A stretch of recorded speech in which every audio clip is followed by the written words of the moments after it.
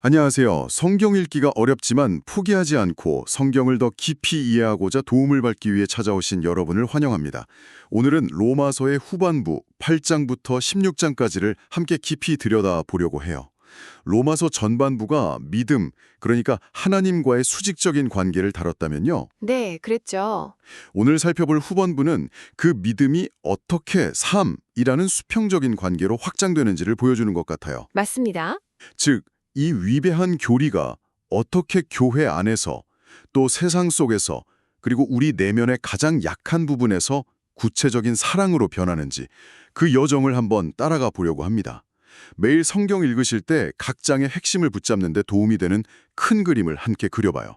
자, 먼저 로마서 8장으로 들어가 볼게요. 로마서 8장에 딱 들어서면 마치 먹구름이 걷히고 갑자기 햇살이 쏟아지는 듯한 느낌을 받아요. 네, 맞아요. 분위기가 확 바뀌죠. 7장까지 죄랑 씨름하면서 오호라 나는 공고한 사람이로다 라고 외치던 바울이 갑자기 승리의 찬가를 부르기 시작하는데 대체 무슨 일이 일어난 걸까요? 정말 극적인 반전이죠. 그 답이 로마서 8장 1절에 압축되어 있어요.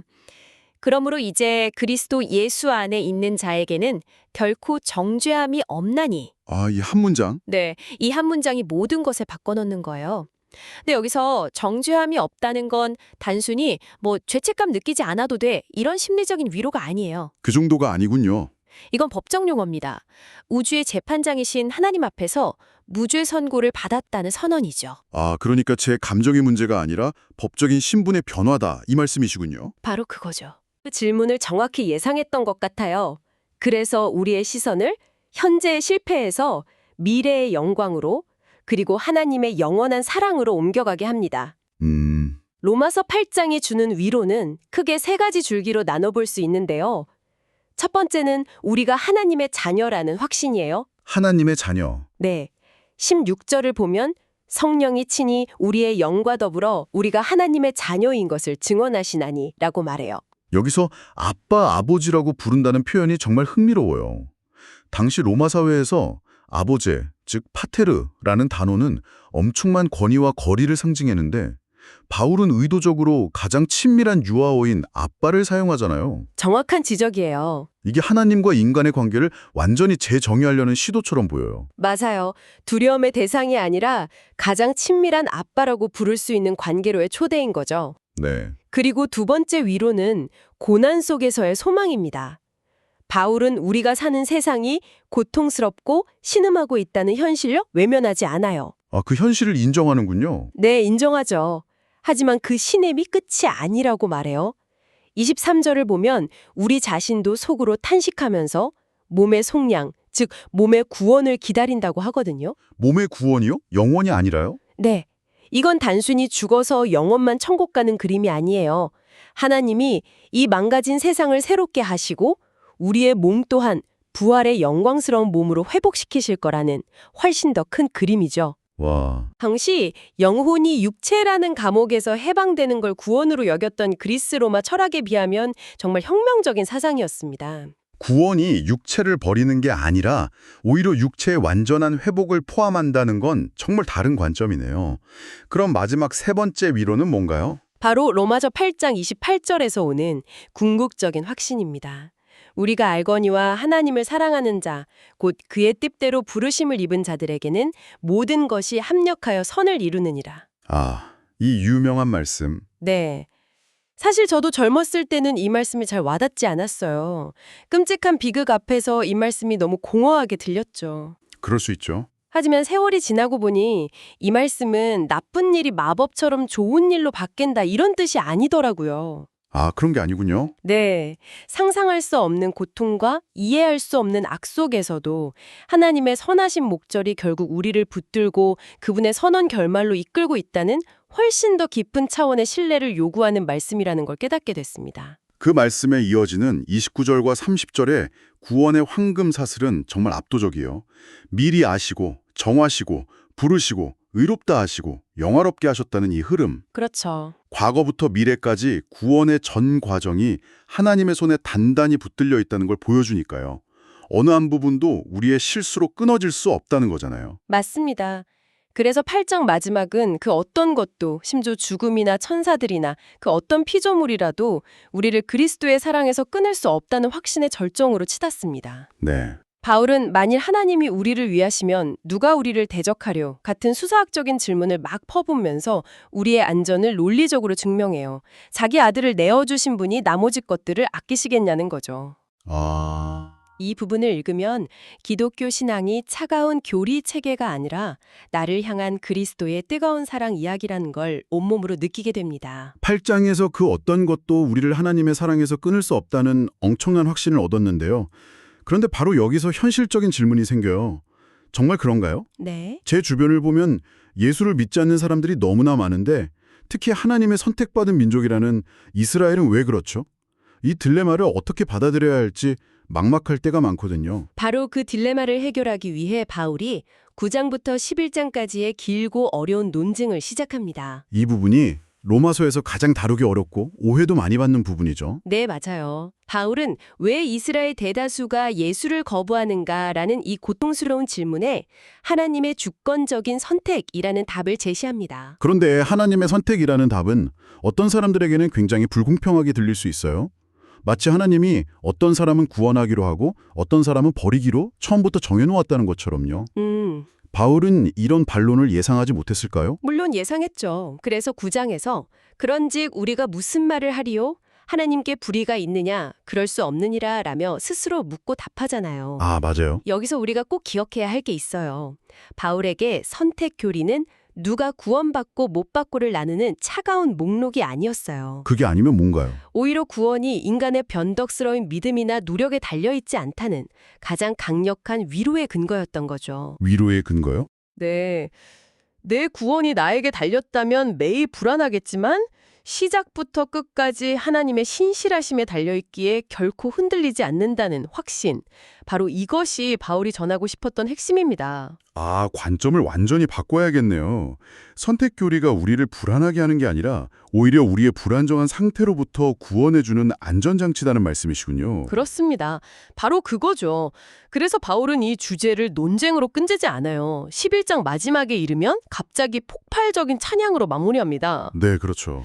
깊도다 하나님의 지혜와 지식의 풍성함이여 그의 판단은 헤아리지 못할 것이며 그의 길은 찾지 못할 것이로다. 와, 구원이 전적으로 하나님의 은혜와 지혜에 달려있음을 깨달을 때 우리의 자연스러운 반응은 논쟁이 아니라 경이로움과 예배라는 걸 보여주는 거죠. 11장에 걸친 깊은 신학적 논의 끝에 12장 1절에서 그러므로라는 단어와 함께 분위기가 완전히 바뀌는 게 인상적이에요. 네, 마치 긴 서론을 마치고 드디어 본론으로 들어가는 느낌이랄까요? 정확해요. 그러므로가 로마서 전체의 전환점입니다. 지금까지 말한 이 모든 엄청난 하나님의 은혜 때문에 그러므로 너희는 이렇게 살아야 한다는 거죠. 12장부터 15장까지의 내용 자체가 은혜로 구원받았으니 이제 내 맘대로 살아도 된다는 생각이 얼마나 잘못된 것인지를 증명합니다. 은혜와 순종은 동전의 양면과 같아요. 구체적으로 어떤 삶의 모습들을 이야기하나요? 크게 세 가지 영역으로 나눠볼 수 있어요. 먼저 12장은 교회 안에서의 삶입니다. 교회 안에서. 두 번째로 13장은 세상 속에서의 삶을 다룹니다. 세상의 권세, 즉 정부에 어떻게 순종해야 하는지를 가르치죠. 사실 이 부분이 제일 어려워요. 바울이 네로 황제 같은 폭군이 다스리는 로마 정부에 복종하라고 말한 건 정말 충격적인데요. 그렇죠. 이게 단순히 정부 말은 무조건 잘 들어라는 뜻은 아닐 것 같습니다. 당시 로마 교회 성도들이 이걸 어떻게 받아들였을까요? 로마 제국에 대한 저항을 원천 봉쇄하려는 의도였을까요? 아니면 더 큰 그림이 있었을까요? 굉장히 중요한 질문이에요. 바울의 의도는 맹목적인 복종을 요구하는 게 아니었을 겁니다. 네. 오히려 초기 기독교 공동체가 로마 제국에게 체제 전복을 노리는 위험한 집단으로 오해받지 않도록 하기 위한 일종의 전략적인 권면으로 볼 수 있어요. 아, 전략적인 권면. 네, 불필요한 정치적 마찰로 복음 전파라는 더 큰 사명이 방해받지 않도록 시민으로서의 기본적인 의무는 다 하라는 거죠. 하지만 이건 정부가 하는 모든 악한 일에 동조하라는 뜻은 결코 아니에요. 그렇겠죠. 다른 서신서들을 보면 알 수 있듯이 하나님의 법이 인간의 법과 충돌할 때는 당연히 하나님께 순종하는 것이 우선입니다. 그렇군요. 무조건적인 복종이 아니라 복음의 증인으로서 지혜롭게 처신하라는 현실적인 조언이었군요. 그럼 마지막 세 번째 영역은 뭔가요? 14장에서 다루는 판단에 대한 문제입니다. 이건 교회 안에서 신앙의 강함과 약함이 다른 사람들 사이의 관계에 대한 문제예요. 아, 언제나 특정 나를 지키는 문제 같은 회색 지대에 대한 거예요.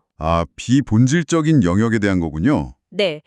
그런 문제에 대해 자신의 개인적인 기준을 다른 사람에게 강요하며 정죄하는 태도를 말하는 거죠. 요즘으로 치면 크리스천이 특정 영화를 봐도 되는가 또는 어떤 종류의 음악을 들어도 되는가 같은 문제들에 적용해 볼 수 있겠네요. 맞아요. 딱 그런 거죠. 이건 누가 누굴 판단해 라면서 모든 종류의 분별 자체를 거부하는 세상의 상대주의와는 전혀 다른 이야기입니다. 바울은 강한 자가 약한 자의 믿음을 배려하고 서로가 그리스도 안에서 하나됨을 깨트리지 않도록 사랑으로 행하라고 권면하는 겁니다.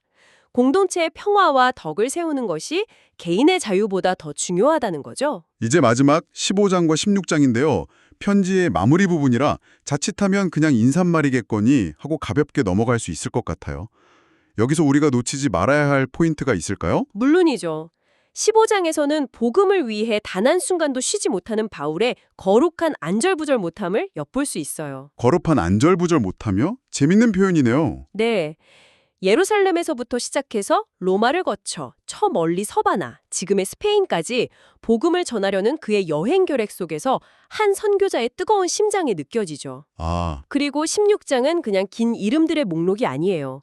이건 초대교회의 모습을 보여주는 보물창고와 같습니다. 말씀하신 대로 여성들의 이름이 많이 나오는 것도 놀랍지만 노예였을 가능성이 있는 이름부터 사회적 지위가 있었을 법한 이름까지 정말 다양해요. 네, 그렇죠. 마치 로마 사회의 축소판 같은데요. 이 명단이 당시 교회가 얼마나 사회의 경계를 허무는 공동체였는지 보여주는 증거라고도 볼 수 있을까요? 정확합니다. 편지 전달자인 베베는 겐그레아 교회의 일꾼이라고 소개되는데 여기서 일꾼은 오늘날의 집사나 교역자에 해당하는 중요한 직분이었어요. 정말요? 네. 브리스길라와 아굴라 부부는 바울과 함께 동역하며 복음을 가르쳤죠. 그 외에도 수많은 여성들의 이름이 중요한 동역자로 등장하는데 당시 가부장적인 사회에서는 매우 파격적인 일이었어요. 그랬겠네요. 또한 이 명단은 하나님의 위대한 사역이 어떤 특별한 영웅 한두 명이 아니라 이름도 잘 모르는 평범한 사람들의 구체적인 삶과 섬김을 통해 이루어진다는 사실을 우리에게 일깨워줍니다. 하나님의 이야기는 바로 이 사람들의 이야기였던 거죠. 오늘 로마서 8장부터 16장까지를 쭉 한번 훑어봤는데요. 그리스도 안에서 누리는 절대적인 안전함과 위로에서 시작해서 하나님의 깊고 오묘한 주권에 대한 탐구를 거쳐 교례와 세상 속에서 복음을 살아내는 구체적인 삶의 모습까지 정말 거대한 여정이었네요. 로마서의 마지막이 하나님의 지혜에 대한 찬양으로 끝나듯 이 위대한 진리를 배우는 우리의 여정 또한 결국 하나님께 영광을 돌리는 찬양으로 이어져야겠죠. 마지막으로 생각해 볼 질문을 하나 남겨드리고 싶어요. 바울은 편지 마지막에 베베, 브리스길라, 아굴라 같은 평범한 사람들의 이름을 하나하나 부르며 그들의 수고를 기억해 줍니다. 그는 하나님의 거대한 구원 이야기가 바로 이들의 구체적이고 평범한 삶 속에서 이루어지고 있음을 보여주었어요. 이번 한 주 성경을 읽으실 때 이 거대한 하나님의 계획이 여러분 자신의 어쩌면 작고 평범해 보이는 일상과 또 여러분 공동체에 속한 사람들의 삶과 어떻게 연결되고 있는지 한번 찾아보시는 건 어떨까요? 위대한 구원의 이야기가 바로 나의 이야기가 되는 지점은 어디일지 한번 묵상해 보시면 좋겠습니다.